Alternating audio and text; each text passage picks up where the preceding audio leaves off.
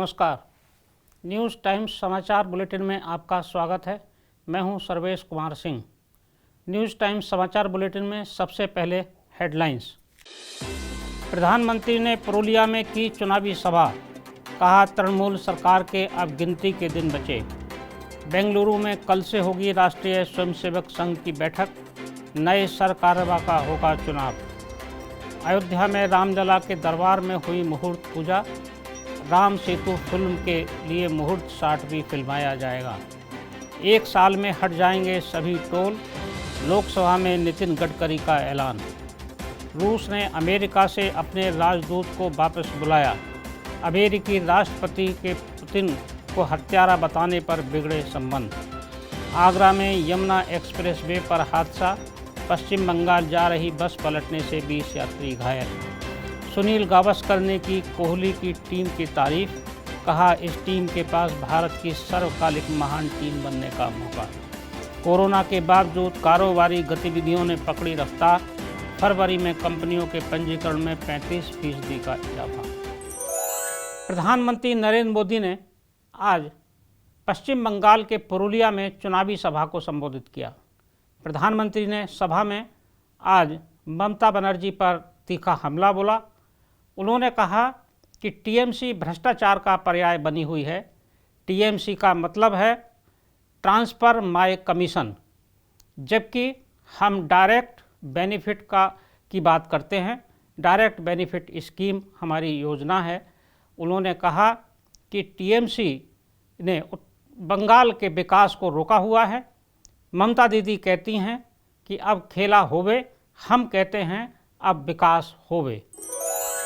राष्ट्रीय स्वयंसेवक संघ की अखिल भारतीय प्रतिनिधि सभा की बैठक कल से बेंगलुरु में शुरू होगी। बैठक में नए सरकार्यवा का चुनाव किया जाएगा।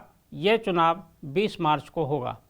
राष्ट्रीय स्वयंसेवक संघ अपनी अखिल भारतीय प्रतिनिधि सभा में 3 वर्ष के अपने कार्यकाल का लेखा जोखा प्रस्तुत करता है और अपने कार्यों की समीक्षा करता है और आने वाले अगले 3 साल के लिए कार्य योजना भी बनाता है।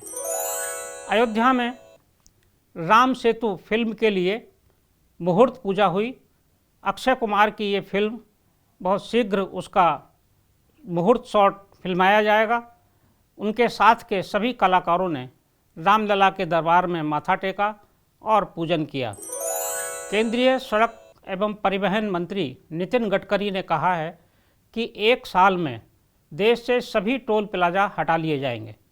उन्होंने लोकसभा में आज एक सवाल के जवाब में कहा कि देश में अब फास्टैग के माध्यम से 93% वाहन चालक अपने टोल टैक्स का भुगतान कर रहे हैं, जबकि केवल 7% ही कैश भुगतान करते हैं, जो कि अपने टोल टैक्स का दुगना भुगतान कर रहे हैं।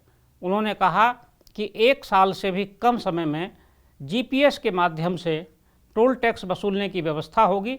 राष्ट्रीय राजमार्ग पर वाहन के आते ही या उनके चलने से जो भी उसका जितना किलोमीटर होगा उसके अनुपात में टोल कट जाएगा, उनके फास्ट टैक्स से कटेगा और टैक्स की जो टोल टैक्स से वसूली होती है इसे समाप्त कर दिया जाएगा। देश में कोरोना की गति फिर से तेज़ है।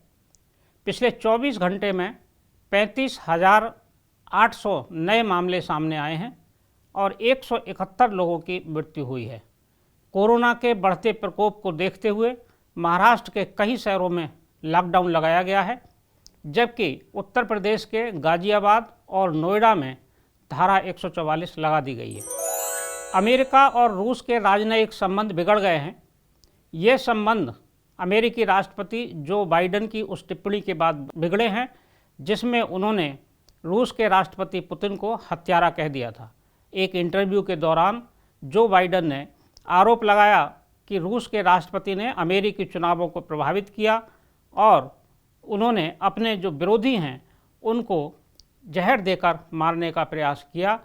इसका परिणाम पुतिन को भुगतना पड़ेगा। इसके बाद ही रूस ने अमेरिका के साथ अपने राजनयिक संबंध तोड़ लिए हैं और अपने राजदूत को वापस बुला लिया है। नोएडा से पश्चिम बंगाल जा रही एक यात्री बस आगरा एक्सप्रेसवे पर पलट गई। बस में 90 यात्री सवार थे। ये बस नोएडा से जब पश्चिम बंगाल के लिए चली तो तेज़ गति से चलते हुए ये डिवाइडर से टकरा गई और बस पलटी। बस पलटने के बाद मौके पर पहुंची पुलिस ने घायलों को एसएन मेडिकल कॉलेज में भर्ती कराया। वरिष्ठ क्रिकेटर सुनील गावस्कर ने विराट कोहली की टीम को सर्वकालिक और सर्वश्रेष्ठ टीम होने की संज्ञा दी है। उन्होंने कहा है कि इंग्लैंड और दक्षिण अफ्रीका के दौरे के बाद भारतीय टीम सर्वश्रेष्ठ टीम के रूप में उभरेगी। कोरोना काल के बावजूद देश की कारोबारी गतिविधियों ने रफ्तार पकड़ी है। इस वर्ष नई कंपनियों के पंजीकरण की संख्या में वृद्धि हुई है।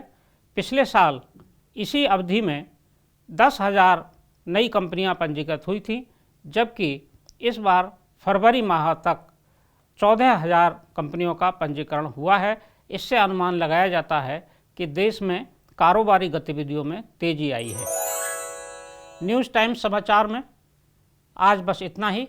कल फिर मिलेंगे कुछ प्रमुख समाचारों के साथ, नए ताज़ा समाचारों के साथ।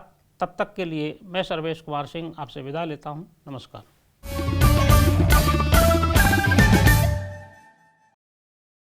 और हर अपडेट पाने के लिए बेल आइकन को दबाएं।